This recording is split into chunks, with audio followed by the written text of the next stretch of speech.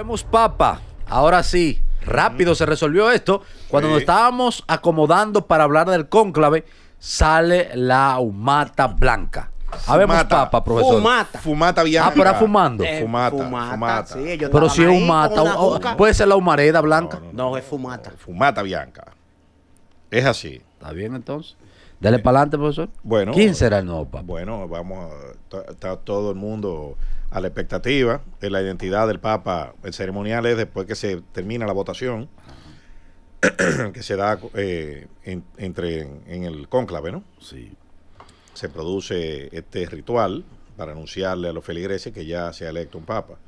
Hay una comisión que le pregunta al nuevo pontífice electo si acepta la designación y ahí afirma si acepta o no, y también le preguntan con qué nombre quiere autodesignarse. Claro. Y a partir de ese momento entonces queda investido como papa, le ponen la ropa, ¿no? La indumentaria, la sotana blanca, que tienen varias, es muy curioso porque ellos tienen varias sotanas hechas ahí en diferentes tamaños, entonces se la ajustan sobre la marcha. Sí. Entonces, una vez le ponen la vestimenta, uno de los cardenales, el camarlengo usualmente, sale al balcón de la Basílica de San Pedro a anunciar, a hacer el famoso anuncio, habemos papa, y entonces dice, pronuncia el nombre del cardenal electo, su nombre de pila, sí. Y entonces el nombre que ha escogido. Entonces, esta sería la última vez que se mencionaría el nombre original de la persona. Ya oficialmente a partir de ese momento el Papa. El nombre sí. Ajá. Este cónclave que va a concluir ya estaba compuesto por 133 cardenales. Sí, que son los que tienen derecho a voto. Así es. Derecho a voto porque después de los 80 años no tienen derecho a voto. Después de los 75 años. No, después de los 80, profesor. 80. Sí, sí. Ah, bueno, 80. Okay. Nosotros nos quedamos fuera porque el cardenal de nosotros pasa de los 80, que es Nicolás de Jesús, cardenal López Rodríguez. Entonces era 133 cardenales. Sí. Varios datos curiosos en quienes conforman este cónclave. De esos 133 cardenales, cerca de 80 o más fueron... 81. Sí, fueron designados por el Papa Francisco. Sí, correcto.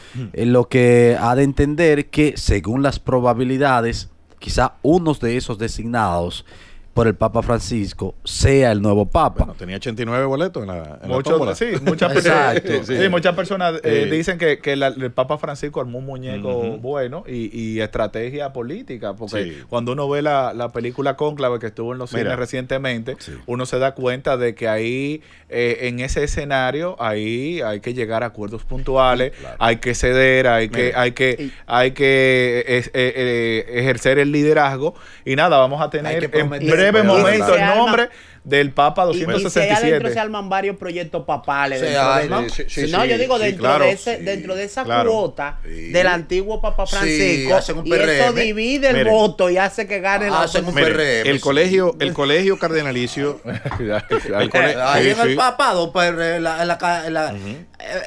quién sabe si la Sistina, ¿cómo se llama? La Capilla Sistina podía terminar sillazo como el PRD. A lo mejor tiene una cafetería y se la dan a un cardenal. No, hay de todo, sí. No, es verdad, hay de todo ahí, sí. O aparece un cardenal y hace como Lionel y protesta y se fue. ¿Y quiénes van a encabezar? La contrata para comprar la hostia. ¿Tú crees que...? Todo eso dinero. No. Pero eso es verdad, porque es a dirigir que tú vas. No, profanar porque a dirigir que tú vas. No, porque profanar. Ese es el vino que comprarlo, se lo regalan. Se lo regalan. Pero eso es la monja. Además, incluso se han registrado desacuerdos en la Santa Sede por cosas como esas. ¿A qué agencia de viajes le compran los pasajes? Claro, eso es todo así. Y los seguros de los carros. Vamos, profesor.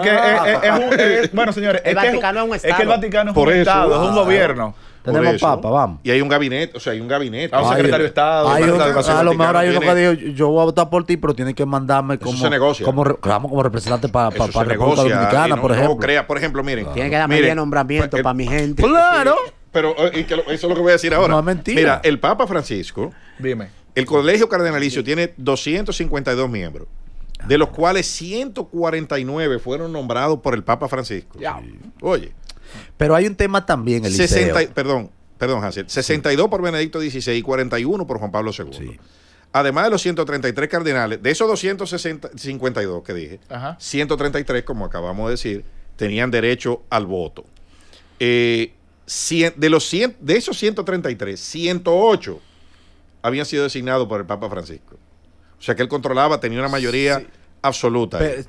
Pero eso no obedece necesariamente. No, porque Eliseo, el Papa Francisco estaba en el papado desde el 2014. Sí. Recuerda que los cardenales se eligen a una edad por lo regular sobre los 60 años. Claro. Entonces, si era el Papa del 2014 hacia acá, es lógico que la mayoría de los que fueron nombrados en esa época hayan sido porque los que nombraron anterior ya se han muerto. Ya han desaparecido de la faz de la tierra. Una pregunta. Porque viejo. O no están activos. El cardenal más joven que está en este cónclave tiene cerca de 50 años y es una proeza que sea es extremadamente joven. El Papa Francisco es uno de los papas, si no el que más cardenales ha nombrado. Sí. Porque la iglesia entró en un proceso de transformación, de reestructuración durante su papado. Entonces ahora el debate es si esa corriente es la que va, o sea, si eso va a continuar o la iglesia va a volver a reencontrarse con las raíces conservadoras. Eso es lo que está por verse. ¿Cuál es tu pronóstico? En breves minutos se va a saber, pero ¿cuál es tu pronóstico? Yo pienso que Pietro Paroli, el italiano. El italiano. ¿Desde cuándo no hay un papa? Es un candidato de centro. O sea, los conservadores y los centristas conforman la mayoría en el colegio cardenalicio. Los liberales son minoría. Okay. Tú sabes, Eliseo, que quizá que el Papa Francisco haya designado la mayor cantidad de cardenales, eso no define necesariamente que él cuente con la mayoría absoluta. No, porque hay fruto de negociación. Exacto, aparte de fruto de negociación, también hay unos escalafones en la Iglesia Católica. Sí. Previo a la designación de un cardenal. Y déjame decirte algo. Tú tienes que iniciar, pasar desde monaguillo, prenovicio, novicio, clérigo, sacerdote. Entonces, cuando tú agotas todo ese proceso, tú estás ahí a la espera. Ya tú tienes todos los requisitos. Incluso tú debes tener tener presbiteriado. Cuando tú estás presbiteriado ya, entonces tú estás apto para ser designado cardenal. Lo que pasa es tenemos que recordar cómo fue que llegó el Papa Francisco al poder. Llegó en medio de una... Papa por accidente. De una crisis, el Vaticano. O sea, había un complot para quitarle la vida, eliminar a Benedicto XVI, a Ratzinger. Sí. Y quien lo denuncia es el mayordomo. Es el mayordomo del Vaticano. ¿Qué es él? El camarlengo. No el camarlengo. El camarlengo era parte del complot. Exactamente. El camarlengo era quien encabezaba el complot. Y hay gente presa. No. De hecho, el camarlengo estaba armando una estructura con el ministro de Relaciones Exteriores, el cardenal que era jefe de Relaciones Exteriores. Claro. Entre ellos dos eran los que estaban armando la estructura y eso fue lo que denunció. Ahora aquí. Eso fue lo que denunció el mayordomo. Dicen, Eliseo, que por eso es que no hay papas vivos, porque los secretos del Vaticano no merece, sea, como que no puede tenerlo nadie en vida. Bueno, Francisco coexistió con Benedicto XVI, que era el Papa emérito. Sí. Habían dos papas. Ahora, mira, pero el Papa emérito era solo de nombre, o sea, estaba apartado de todos los secretos y toda la vaina. Sí, pero estaba apartado de todo tipo de funciones. No tenía funciones. Ahora, el rango lo tenía, el título. Sí, claro. Y vivía en una de las residencias papales. Castel Gandolfo. Esto para mí es algo increíble, porque como una persona con estos 133 votos que hay disponibles en este proceso de cónclave, 89 ¿cómo esta persona se convierte en una de las 10 figuras del mundo en un abrir y cerrar de ojos? O sea, se convierte en uno de los hombres más importantes del mundo. Porque lo que pasa es... O sea, algo increíble. ¿Y qué cantidad tan poca de personas lo eligen? Porque, por ejemplo, el presidente de los Estados Unidos, que es una de las personas más importantes del mundo por su esquema geopolítico, caramba, lo eligen millones de personas. No, pero es que lo que te convierte, lo que te da la prestancia, y la importancia,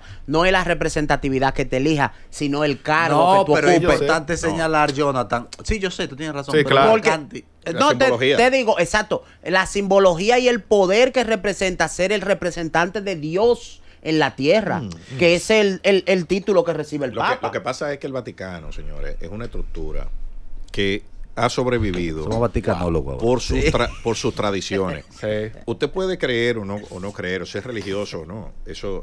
Ahora, no se puede negar que la fuente proveedora de la moral occidental está en el cristianismo.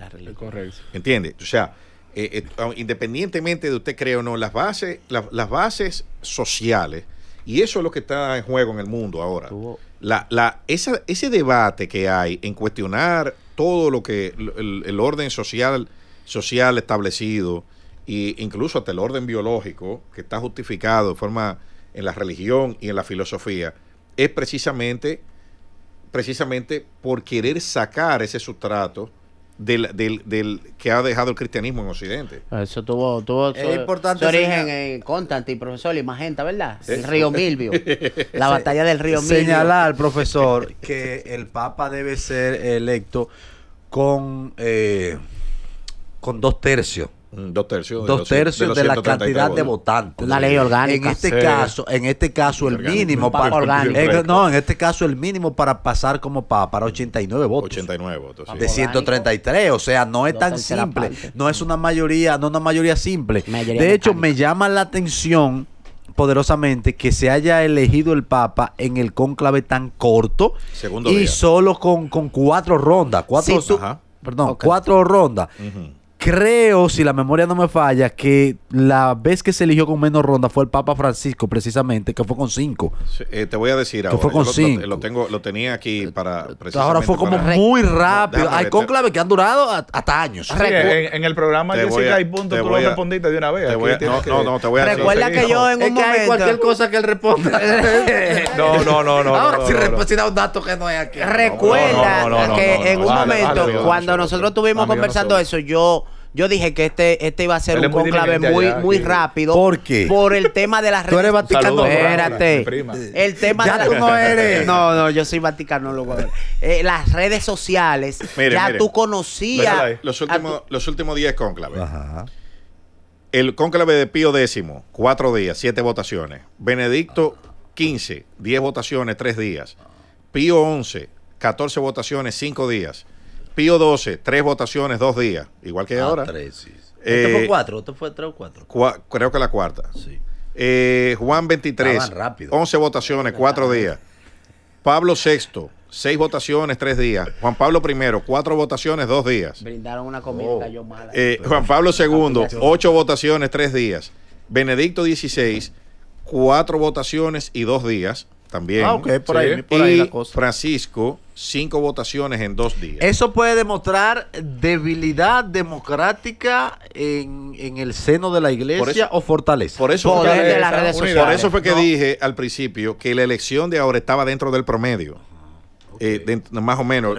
Si tú sumas sigue leyendo su programa viejo, pero sigue. Yo me invitan. Aquí me invitan los jueves y los viernes. Ahora necesitamos ahora de que lo invitan. Ahora necesitamos 2 o 3 locos viejos de esos millonarios que se metan en lío y nos llamen. Sigue, Eliseo. Sí, llamen a Jonathan que estamos contaminando. Y él a su vez me va a contar. Entonces, si tú tomas esos 10 cónclaves y sumas el número de 10, lo divide entre 10, te va a dar 3.3 de promedio.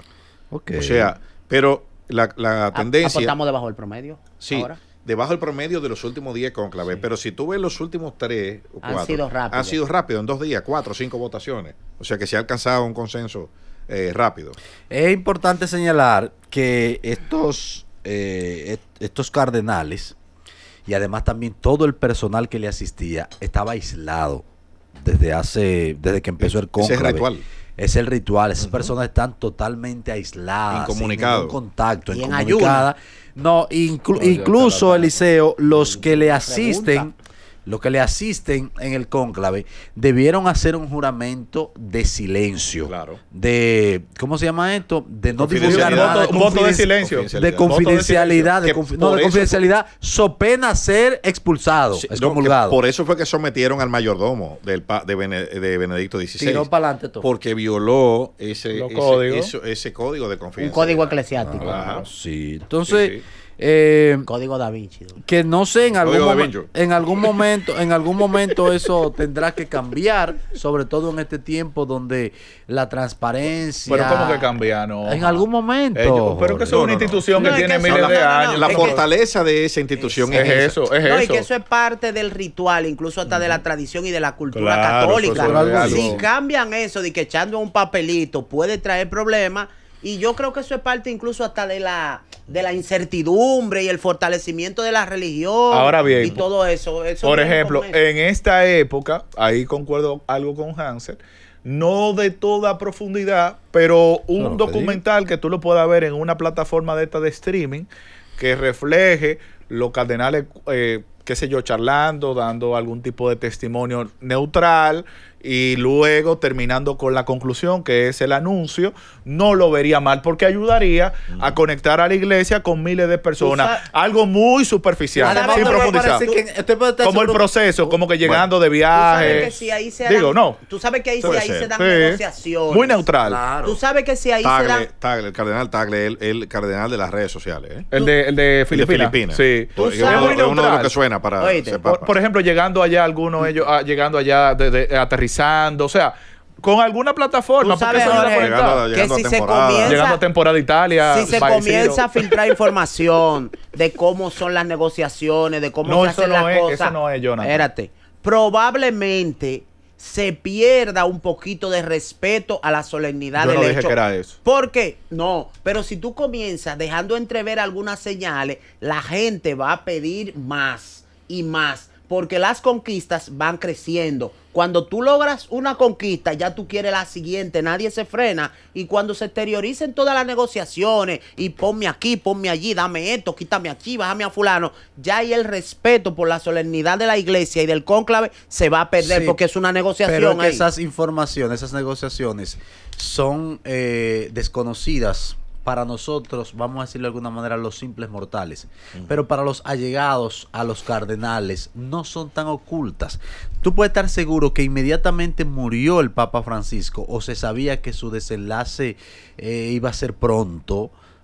Empezaron los cardenales papables, porque ahí se llaman, posibles papables, a orar y a conversar, porque obviamente al cónclave se va, nunca se pasa ni en una primera ronda, ni en una segunda. Lo que dijo Eliseo ahí nunca se ha pasado. Entonces, ¿qué es lo que ellos van haciendo acuerdos independientemente de la posición en que queden? Y algo puntual, Jonathan, ahí no van locos viejos. Todo el que está ahí todo el que está ahí tiene una formación profunda. Eso no es el que llega ahí.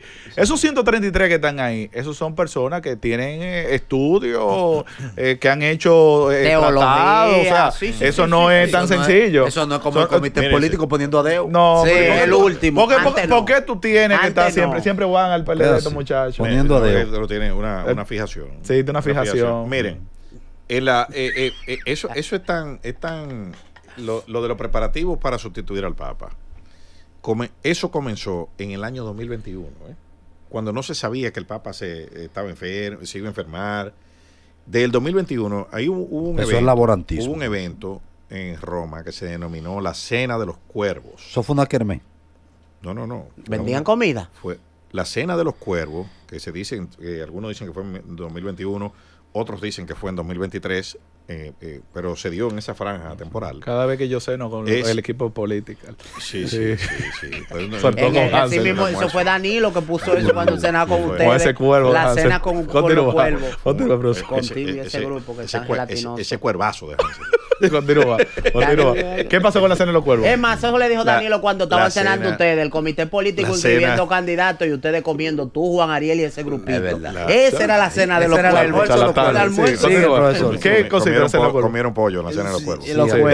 Entonces, esa fue un evento que se dio en el Vaticano, ya expliqué cuándo, donde se estaba ya discutiendo, delineando la posible ruta sucesoral del Papa. El Papa ya era un hombre de octogenario. Sí, ya sabían que se iba. Ya sabían. De 80 años. Sí, 80 años. Okay. Entonces ya era una persona que biológicamente cualquier día podía se le acababa la tarjeta. La vida podía terminársele. Entonces, o quedar incapacitado. Entonces, ya estaban discutiendo posibles escenarios de sustitución. El Vaticano es un estado, como cualquier país, donde tú manejas dinero, donde se maneja la iglesia. Debe haber un vicepapa entonces. No. Hay un secretario. Hay un secretario de Estado. Hay un cardenal. Debe haber un vicepapa. Hay un cardenal que es el camarlengo, que es como el jefe del gabinete. Claro. Ese es el que despacha con el Papa diario. Que de hecho, cuando se declara la vacante, que asume momentáneamente. No. Es el que dice cuando el Papa queda la vacante. Cuando anuncia la vacancia. Claro, y asume el secretario. Asume, hay un rol para que los asuntos ejecutivos se sigan manejando. Claro. Es lo que se elige. Él es el que sabe todos los secretos. Es el que sabe dónde está la llave de la gaveta. Es el que sabe todo. Sí. Por si falta el Papa. Que ahorita ahorita me equivoqué. Dije que él es el que anuncia el nuevo Papa y no es él. Es un protodiácono. Es un cardenal francés el que le va a tocar hacer el anuncio. Hacer el anuncio. Sí. Un título que tiene. Cuidado, porque la palabra proto en medicina es otra cosa. Puede ser en es otra, no en medicina. Procto. Procto. Siga, profesor. Entonces, los retos y desafíos de la iglesia a partir de ahora. Bueno, la iglesia, mira, ahora en el mundo hay dos tensiones. Hay dos fuerzas que están en tensión, como siempre, ¿no? Hay una fuerza que es la que la que propugna por abrir todo, liberar de trámite y quitar la boda de los amigos de Hansel. Todo eso. Eventualmente. Esa gente vota. Claro, por eso es. Y la otra corriente aboga por mantener la iglesia, todo lo que tiene que ver con el manejo del catolicismo y el Vaticano de la forma tradicional, y que la apertura no sea obviamente tan amplia como propugnan otros. Ahora, cualquier religión que tenga como base escrituras o cosas que no se puedan interpretar con un esquema flexible está destinada a entrar en crisis. O sea, por ejemplo, en la Biblia, uno de los problemas del cristianismo y del Corán también, que son religiones proselitistas, el Islam y el cristianismo, es la inflexibilidad de los textos. ¿El libro del Corán no es los Vedas? No, los Vedas son los libros del hinduismo. El Corán es el Islam. El Islam. Entonces, ¿qué pasa? Que las interpretaciones literales de los libros son las que producen las grandes crisis. Tú no puedes borrar de la Biblia las apologías, por ejemplo, a la esclavitud, la misoginia, las cosas y valores que hoy se consideran negativos. Pero que tienen miles de años ahí. Exacto, pero tú no lo puedes borrar porque si la escritura es sagrada, que es lo que le dicen a mucha gente, tú no puedes cuestionar nada de lo que hay ahí. Entonces, obviamente, el cristianismo, como lo conocemos en Occidente, está basado en textos, en traducciones de textos que fueron escritos en lenguas de caracteres a lenguas de letras, donde hay muchísimas inexactitudes, omisiones. Las Biblias que más se usan de este lado. La Reina Valera. La Reina Valera de 1960. Sí, la edición es de 1960, pero la traducción es del siglo XVI. Sí. ¿Entiendes? O sea, por dos monjes. La escribieron de cada hermano. Dos monjes. Que se masifica. La Reina y Valera. Sí, los monjes. sé. Uno apellido Reina y uno apellido Valera. Claro. Dos monjes. Hay que dejar que el profesor explique. Eran dos monjes. Y esa Biblia, y se masifica esa. Te estoy hablando. Nada más sabe de La circulación de esa Biblia se masifica con la imprenta. Con la imprenta de Gutenberg y las 95 tesis de Lutero de 1519. Entonces, obviamente, a medida que la ciencia va avanzando, primero va cuestionando más lo que dice ahí, y segundo va desmontando científicamente los mitos. Los textos. Hay una Biblia que es la que yo utilizo para estudiar, que es la que les recomiendo a todo el mundo. Se llama la Biblia de Jerusalén. Es una Biblia anotada por científicos. Okay. Depurada. Ajá. Los textos cruzada. Sí, con nota al pie, explicando todo.